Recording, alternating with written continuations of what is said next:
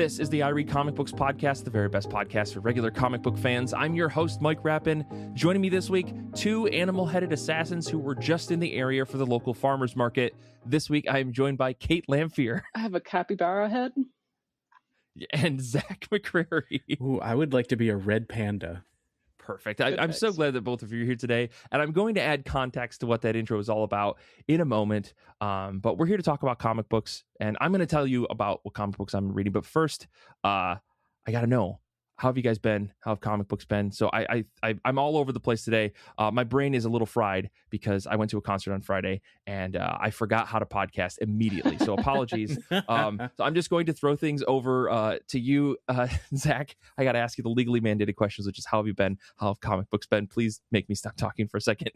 Yeah, I got you. I got this. Thank you. Life's been good. Really happy, all around pretty much with the family life and stuff. Summer's about here, getting out, bike riding. Bike riding feels great, like after being cooped up all winter in the freezing cold. So it's really nice to get outside again.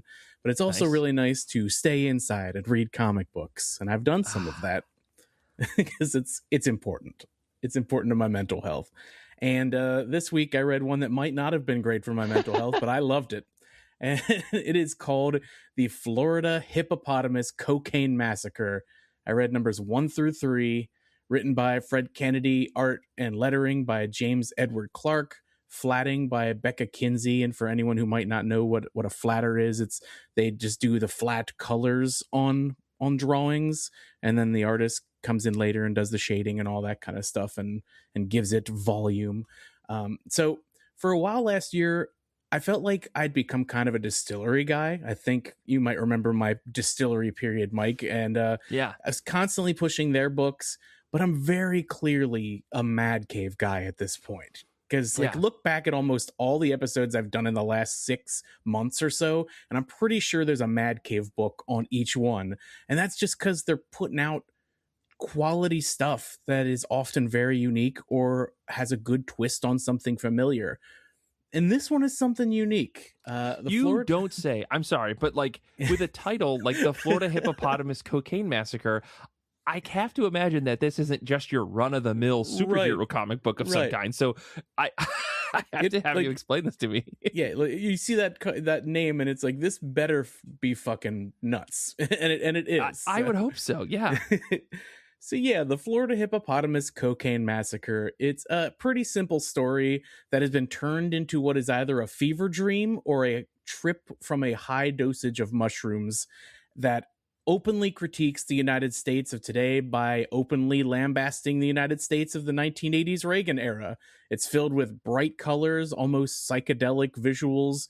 The story takes place in the fictional city of Flamingo City, Florida.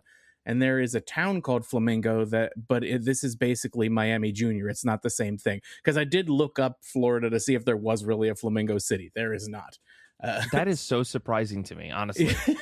Yeah, it's just like there's a town called Flamingo or something like that, but it's very small. So yeah, we follow this detective, Miguel Senecoza, as he tries to get revenge for his twin brother Tico, who was killed by drug lord and Disco Hippo Wonderland amusement park owner, which is basically like SeaWorld, but with only hippopotami. And that guy's name is Jeans Major Disco, quote, Discow. His last name is Discow, but he's called Disco because he likes disco. And he is just this disgustingly, and I'm a fat guy, so I can say this disgustingly morbidly obese guy who is like, he literally has to be carried around by a forklift for most of what I've read, and he looks like near death Marlon Brando if you've ever seen like old Marlon Brando. Anyway, so yeah, and he's a character. But meanwhile, former Taekwondo rugby player, yes, Taekwondo rugby is a sport in this world, and it's exactly what you think it is. So this former Taekwondo rugby player turned special federal agent Clark, Nebraska, begrudgingly teams with Miguel to take down Disco because he burst in to save his brother and ruined months of a sting operation to bring Disco down. So now they have to begrudgingly work together. Oh, and by the way, Disco has created what appears to be a psychedelic version of cocaine called Coke 45, which he's about to start distributing to the masses, and he believes it's going to change the world. And quote, a single gram is capable of turning any God-fearing Midwestern town into a mob of fornicating socialists. And then there's a thing where like a drug dealer, like this shady drug dealer, gives it to two little kids, and then the next panel is them being like, healthcare should be free and stuff like that. And then the cop's like, you're a madman, Disco. So like I said earlier, the art is bold as hell. It's vivid and over the top. Most of the women are young and voluptuous. The men look like they work out with John Cena, and Miguel looks like if Tom Selleck from Magnum PI days was sharing steroid needles with Hulk Hogan. We have a host of each issue who looks like the nightmare version of Nancy Reagan. And she is the first lady, actually. She is First Lady Mandy Laser. And she's showing us this story to sway us from doing drugs because they lead to trouble. And she reminds us, nobody blink or you'll miss some of the high concentration of American values and subliminal marketing for the automotive sector. And there's a lot of great little lines like that. I did take down a couple to share. So my first favorite one was, just call me the metric man serving up nonstop 8mm. And that's as he's shooting.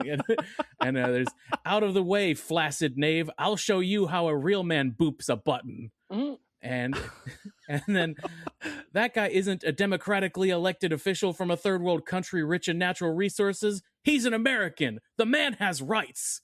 So there's a lot of stuff like that throughout, like peppered throughout the book, and it really, really made me chuckle. So just to wrap it all up, highly recommend the Florida Hippopotamus Cocaine Massacre. Mad Cave has done it again. It's a raucous good time.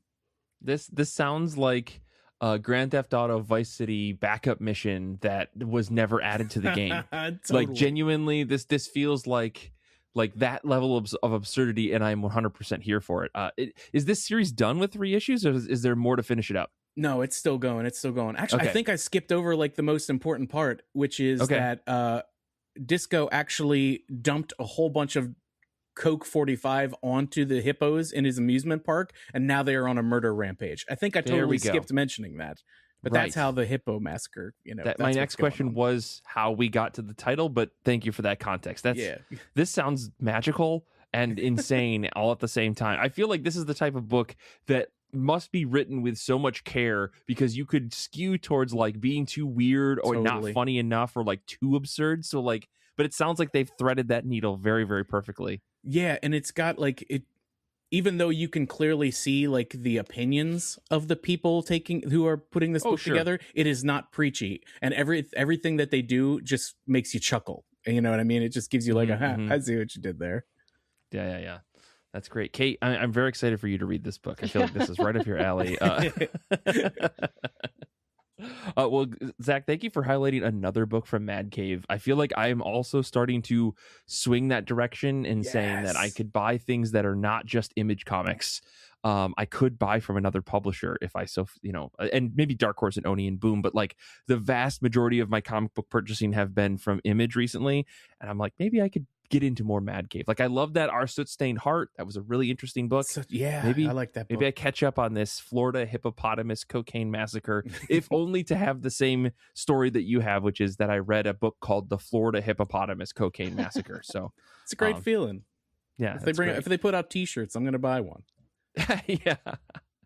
Well, Kait, what about you? How have you been? How have comic books been? What have you been reading? Yeah.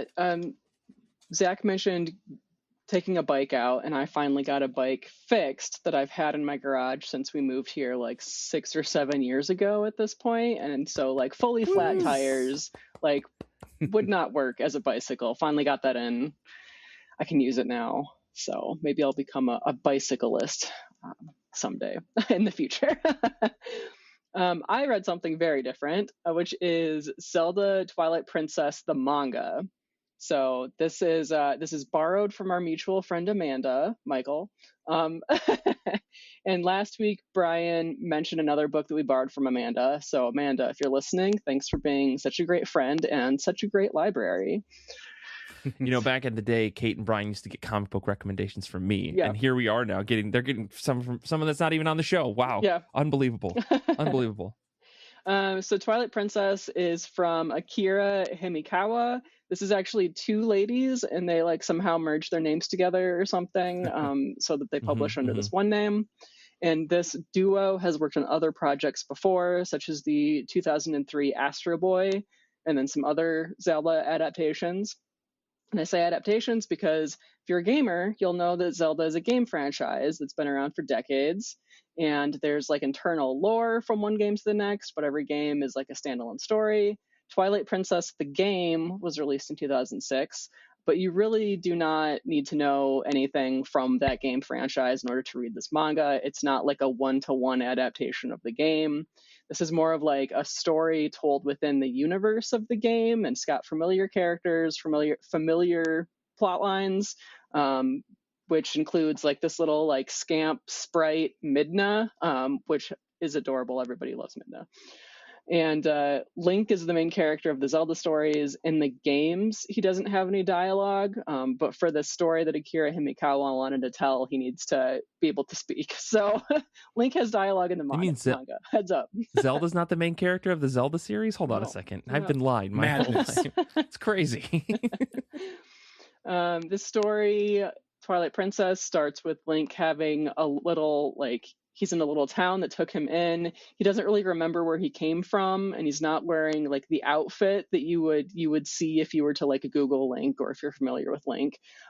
So he's like just a guy, and he doesn't even think that he's much of like a fighter or anything, which is a thing that he does in the games. So he's just like doing chores for the locals, and he's making friends, and the local kids love him.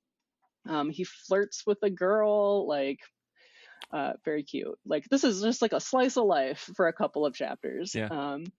And the Twilight of the title, Twilight Princess, is the main threat. It's like another dimension that kind of like encroaches on Link's world and can like sort of like take over people and places. And as far as you know, like once the Twilight takes somebody over, they're like dead forever. Very scary. And the end of Volume 1 shows the inciting incident of what sets Link on his hero's journey, and the hero's journey is like a huge thing in the Zelda franchise. You know, like the call to action and the self-doubt, and you know, having a wise sage and meeting the call and all of that. For this manga, I love the art in this series so far. Like, the characters are recognizable from what I know of the Zelda games. The fashions and the architecture vary from one town to another, and they're like all independently good. They're not really like, as far as I can tell, they're not really like based on like real world references. So these are like totally unique as far as I know, and they're all great. And then Midna, the character, she's like this little like floating character with this like, her like hat turns into a hand sometimes. She's like adequately adorable, and she's a little bit unsettling. And she's like very mysterious when the series first starts. I've read the first 5 volumes of this manga so far, and I've like picked up one volume right after the next. Like, Amanda was great; she gave me a bunch of volumes in a stack, so I could just like, okay, next. So this series has 11 volumes in total, and they're all out as of like 2023 or something. So I've got the next 6 volumes to read yet, and I'm looking forward to that. I'm trying to think, when did Twilight Princess come out? It came out in 2006, and the manga finished in 2022. Yeah. I mean, it started in 2016, is from what Wikipedia is telling me. But I just was like, didn't this game come out when like the GameCube and the Wii were coming out? So like, you know, interesting. Yeah. But I'm glad to hear that the Zelda mangas are interesting, because like I've always been hesitant to read them, because I'm like, there's the game, and the game has its own story, and if the manga diverges from that, I kind of would be like a little frustrated, right? Like, I really want a Legend of Zelda Link's Awakening manga. I think that one exists, because one, that game's story is so weirdly confusing in some ways, or at least it was to me when I was 7, and then I played through it again as an adult, and I'm like, hold on, maybe this actually isn't that crazy. But spoilers for that game that came out in like 1993. I don't think my like 7 to 15-year-old mind, as I played that game over many years, could understand the idea of the "it was all a dream" idea that game comes from. But yeah, interesting. I can't read more manga, but it is on the Viz website, so maybe I don't know, maybe I can read it there. We'll see. But you're liking it, Kate. I guess that's what I'm getting from this, is you're digging it. Yeah, I'm enjoying it a lot. It's Have you played the game? I have played like 10 minutes of a different game, and it just didn't keep my attention. But like, I'm interested in the stories and the characters. Like, I like what our friends say about it. You know, like, I want to be included, but I don't want to play the games. Like, and you're telling me you don't want to put 140 to 200 hours into a game called Breath of the Wild like Kelly and I did individually? You're telling me you don't want to do that? I'm sure it's a great game. I would rather play Horizon Zero Dawn for the 6th time. You know what? I can respect that. That is the perfect segue to say, Kate, now's your time to get into Magic. There's an Aloy Magic the Gathering card. Run, and Kate, we can make this happen. Yeah. Yes. Anyways, I let me talk about what I've been reading, what I've been up to. Like I said, I went to a concert on Friday, which is great. Went and saw Bill Murray, not Bill Murray the actor, Bill Murray the band. If you don't understand it, just Google it. It'll make sense. If you were a fan of crabcore back in the early 2000s, the metalcore kids that would dance around with their guitars, one of the people from this band called Attack has made a new band called Bill Murray, and it's really good emo country core. If you're that type of person like I am. I went on Friday to Pier 17 in New York, and that was a lot of fun. I was lamenting to Kate and Zach and Paul earlier about how I used to be the type of person who would show up to concerts like really early or way before the show even started, so I could like get a feel of the area and stuff like that, and spend like my whole evening and day like basically experiencing the concert. And I showed up at this concert like an hour and a half late, missed the opener band, showed up halfway through a band that I don't really care too much about. If you're a fan of the home team band, I'm sorry, you're too horny for me. I'm not horny enough for them. That's basically what it comes down to. Instead, I prefer to do as the Bill Murray almost chant at this point, which is I like to crank my mother effing hog, which is their whole thing. Anyways, one of the things really that you just said is going to be the episode title. I can just see that coming now. Listen, I'm not going to be mad about it. But I suddenly feel very embarrassed having said that phrase that I've read a million times out loud. I did manage to read some comic books. I weirdly have like only been reading One Piece chapters to get caught up. And then I read a bunch of weird number ones. Like I read the Century that came out, Century 2026 that came out like number 1, just because like I watched Thunderbolts a little while ago and I was like, man, you remember how cool Century was as like an idea of a character?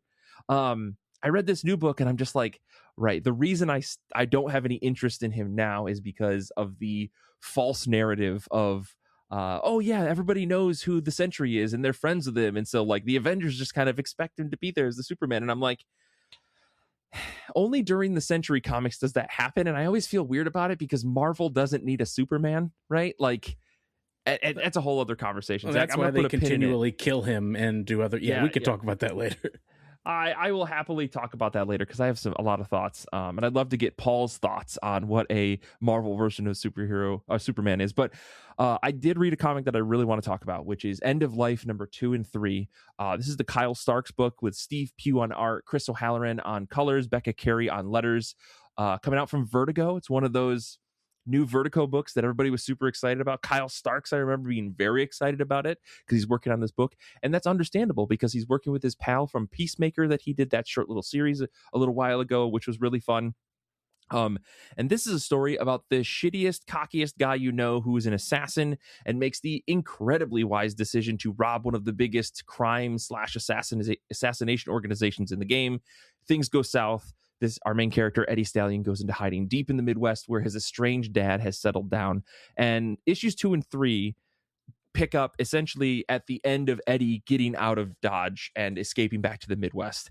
And I think some folks were turned off by issue 1 because it's funny, but it's really crude and sarcastic and very over the top.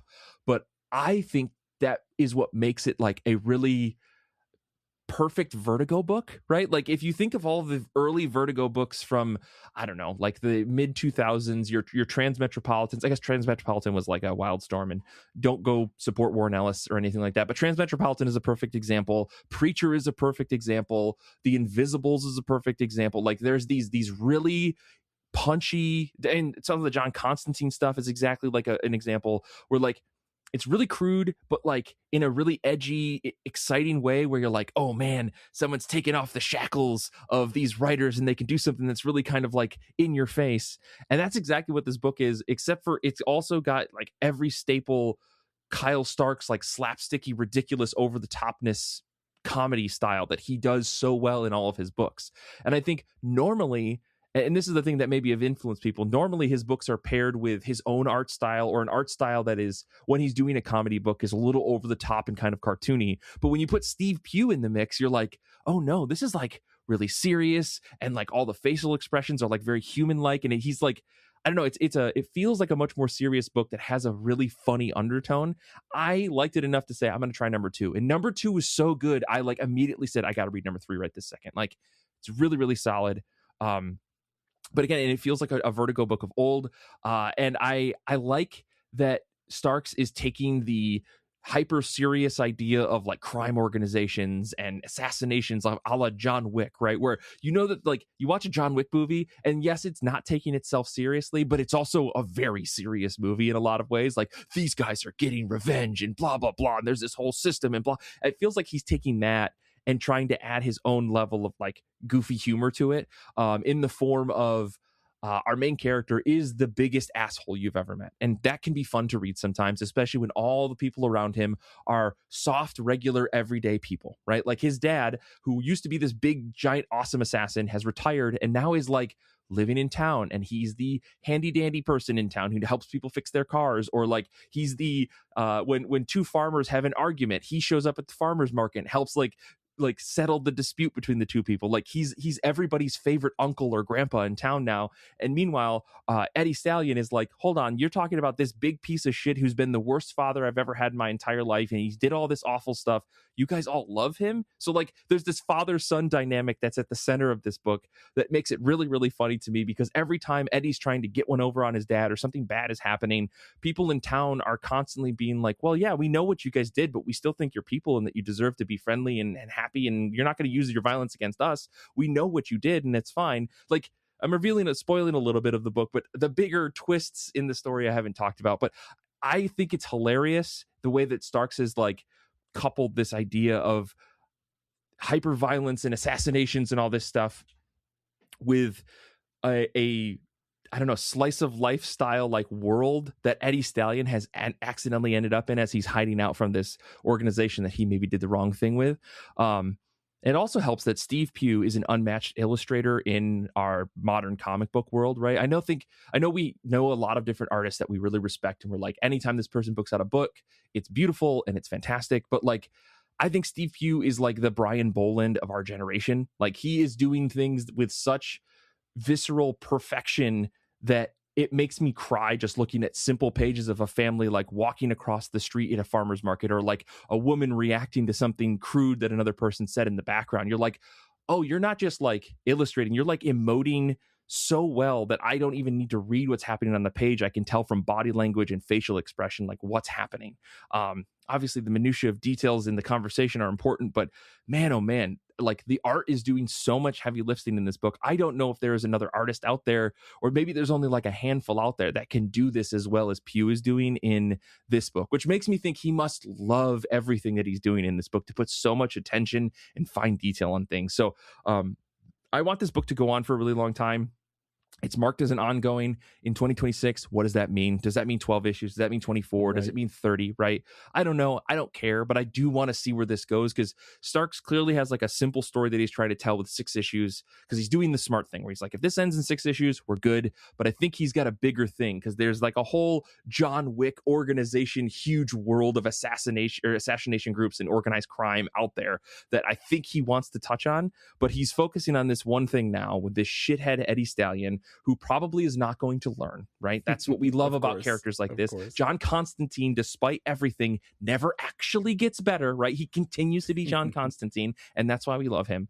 But I want to see where this goes. I want more Steve Pugh art in my life. Oh my God, if I could just read books where Steve Pugh is drawing like this every month, I would be very, very happy as a comic book reader. So if you haven't checked out End of Life, either go get these issues or read them on DC Universe Infinite, or my suggestion would probably be to trade weight this book. As much as I don't like to do that, I think picking this up just from number one, it doesn't do it as well of a service if you're not willing to jump into a crude book, like a violent, crude book. I think on the whole, this arc is going to be really, really good. And it's going to be one of those books where you're like, oh, this is a perfect, like, you're not into comics, read this dumb thing. It's going to be a lot of fun. So very good, but I can understand why it turns people off, but you shouldn't be turned off by it. I'm going to just keep saying that. It's a good read. I'm also very much on board with this book. I mean, I love everything that Kyle does. And you're right. Like when we talked to him a few weeks back, he did make mention that he is has written way far beyond what initially is, he's in line for here. And he's hoping that the book just keeps going for a while. So yeah, I'm gonna take what Mike said and say, no, just go buy the floppies so that DC keeps letting him make this book. Yes, that's true. Yeah. I think, go pre-order this. I don't know. Go do whatever you can to make this book continue to come out. It's fantastic. Maybe start on DC's app. Check it out. If you like it, then go do that, because it's worth checking out. Yeah. And we're going to go, someone in the books out there is marking another week that Mike has recommended a DC book over anything else that he's reading.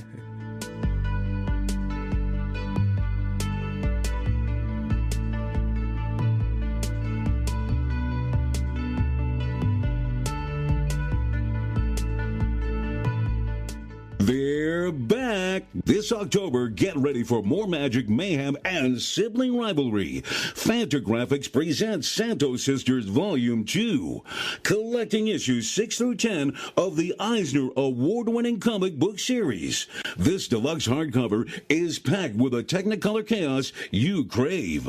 Don't miss out. Grab the sisters' latest adventures this October wherever great books are sold. Santo Sisters Volume 2, twice the magic, double the trouble. Let's move on. Let's talk about comic books that are coming out soon, or books that we're reading soon that are on the top of our pile, whether they're new or old or just something you're trying to get off your shelf. I do want to shout out some folks that are hanging out with us on Discord today and told us the books that they're going to be reading next. Stephanie's going to be reading Feeding Ghosts. Danny is reading The Absolute Green Arrow #1, which was almost my pick for this week. Avocado Kenobi is going to be reading My Favorite Thing is Monsters, which I think is going to be for their reading challenge for Fantagraphics this month. Shout out to our reading challenge. Fantagraphics is what you're reading in May, and we've got an episode coming out that is full of bangers. So if you don't know what you're going to read for our reading challenge yet, we've got some recommendations coming. And Paul G is going to be reading Kyle Starks' Those Not Afraid. A lot of Kyle Starks love recently on this podcast, but I'm going to kick back over to Zach. What is on the top of your pile this week?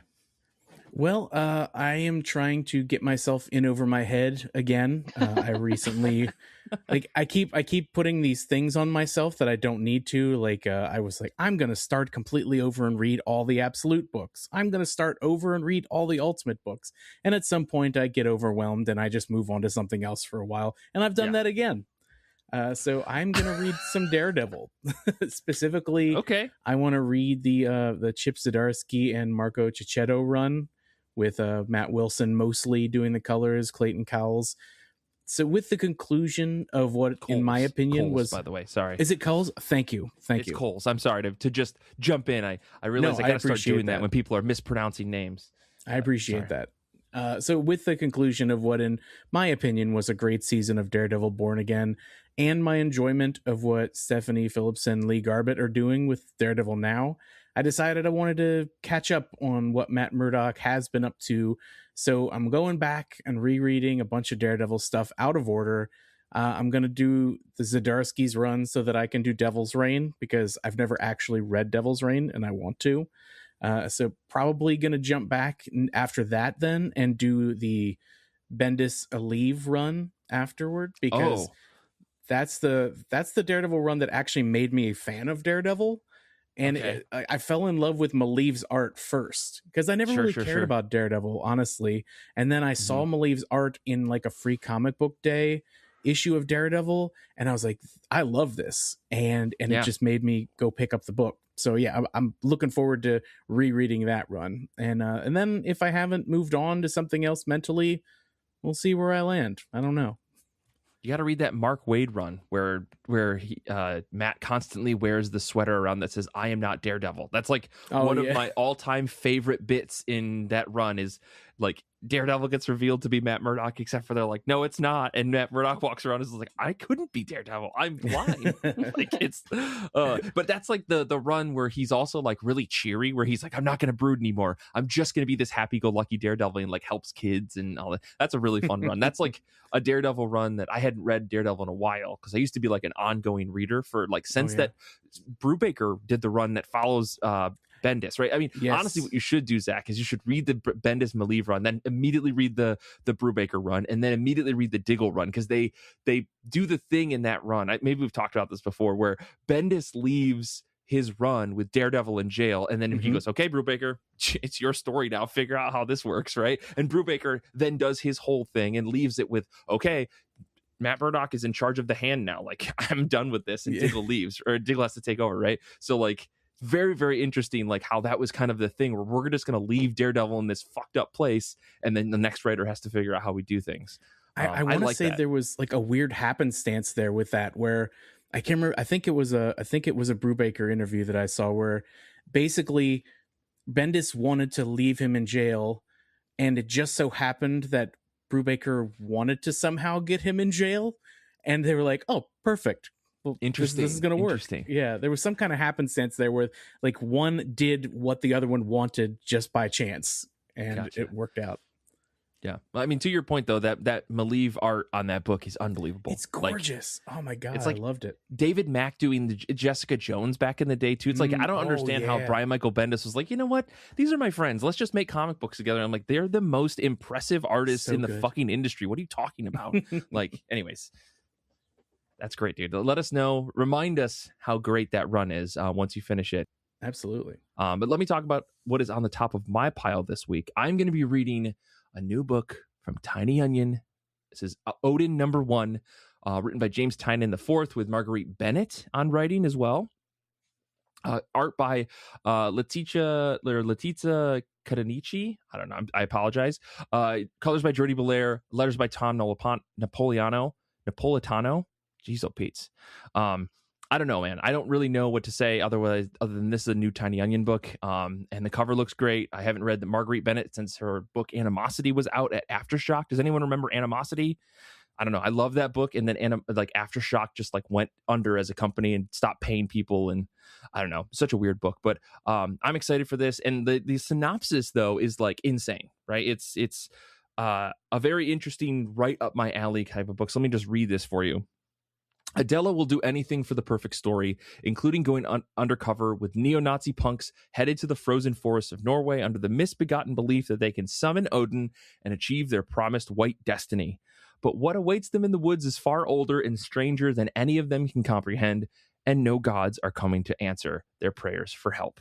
Done. I'm sold. I don't care. That doesn't matter. I'm reading this book. Like, just give it to me as an original graphic novel. I'll pay $36 to get this collected, right? I don't care where it goes. This sounds terrifying. And if you just look at the cover of this book, you should be sold on it. And then the interiors are going to, this is going to be a fantastic book. Tiny Onion can't stop. It makes me so upset that I keep spending all my money on books that have a fucking onion on them. And yet here I am. I don't know. I really like this. It's a 9-issue miniseries. It's probably going to be great. Marguerite Bennett is a fantastic writer. James Tynion is the juggernaut that he is. Very excited to see where this one goes. But I also want to shout out another book that's coming out this week. I'm breaking the rules. Of the Earth #1. This is Chris Condon, Charlie Adlard of Walking Dead fame, Pip Martin on colors, Hasanos Manielhau.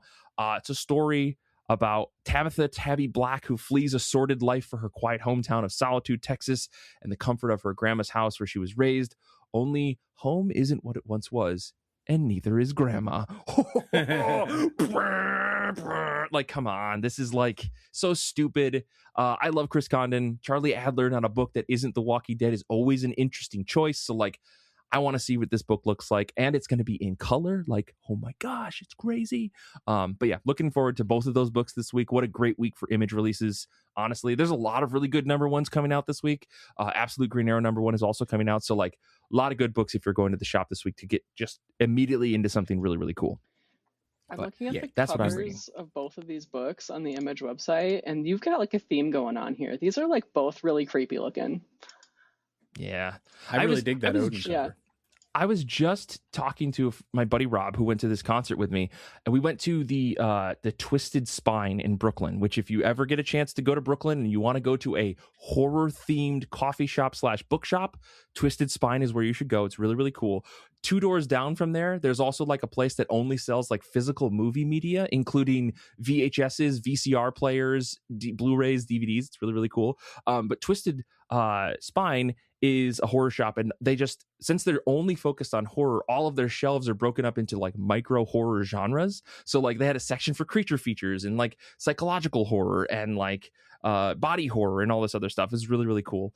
I also saw that James Tynion had been in there, I think, and had signed some of the comics that they had. They had copies of The Deviant and Nice House on the Lake, and I was like, I think he lives in Williamsburg. I'm actually pretty confident that he lives somewhere in Brooklyn. I can't remember where exactly. But yeah, very, very cool. And it turns out that I like to read a lot of horror. I can't stand watching horror movies, but I love reading horror comics and apparently horror books. So I did buy a book while I was there. But so Kate, to your point of you have a theme going, it's yes, I do. Yeah. It's that I love reading horror. You're just raising a child and reading horror these days, and that's it. Yeah. I'm scaring myself so that I know all the horrors of this world and I can protect her from all of them. Yep. The more There you I go. know, the less she has to experience the horrors of the world, right? That's how this works. That's exactly how it works. And it always works out. There's this story, and I don't remember how it turns out, but like, is this guy, and he has a son, and so he like protects his son from the whole world, and he never lets him experience anything. And the kid ends up perfect or something. Or maybe he leaves, and then he becomes like this big religious figure. I can't remember. Anybody out there who is understanding that I'm trying to reference something about Buddhism, you get 5 points on this week's bingo card. But Kate, let's move on. What's on top of your pile? So I am going to be reading a book that Kara recommended, and this was back in when we were still numbering episodes, and it was episode like 200 and something. So this has been on my to read list for quite a while. Finally got it out of the library. Wow. And this is called Brazen, Rebel Ladies Who Rocked the World. This is by Penelope Bagiu. And this is an anthology of like 25 to 30 short biographies about many different standout ladies in history. And I've only heard of a few of these. Queen Nzinga, Josephine Baker, Temple Grandin, Nellie Bly, Hedy Lamarr. And that's it. Everything else in this book, I either have not heard of that person or I have forgotten about them. And this book was originally published in France, which probably explains it because these ladies are from all around the world. And I'm excited to read about them and then like what makes them like brazen or like a rebel lady. And then of course I've read a couple of other books by Bagiu, Exquisite Corpse and then Layers were 2 that I've read, but she's done a lot. And I know that Kara likes her quite a bit. Flipping through this book, I really like the art style for an anthology like this. Like each one is only a few pages long, but it's like the art is like cute and it's a little bit comedic, and like you just get like this like little quick biography of each lady. And so this is going to be a book that I don't know if I'll end up doing this, but I could pick it up, read 1 or 2, and then put it back down between other things. We all like to dream, Kate, you know? Yeah. Yeah. I know I have the same thought about some stuff where I'm like, oh, this book is just a series of anthology stories. I'll definitely just read 1 or 2, and then I'm reading the entire 250-page book in the sitting, right? Right. Yep. Totally. In theory, I like anthologies because you could just get a quick little nugget of something real fast, and that's it. Yeah. But that's not what I do. I don't read it, and then I read it all at once. When you said Exquisite Corpse earlier, it made me think of the book Exquisite Corpses, which is a Tiny Onion book. And I was like, these motherfuckers at Tiny Onion stole a name of a book. But I realized that Exquisite Corpse is like a title for something that I can't remember what it means. But yeah, interesting. Wasn't it like a writing game or like something like that? It's something. A collaborative chance-based game invented in surrealists in 1920s. I don't know. Yeah. Weird stuff. But Kait, let us know how this book is. I do remember Kara talking about this and thinking, oh, that would be a nice book for me to get and probably forget. And that's exactly what I did. So thank you for bringing this up again.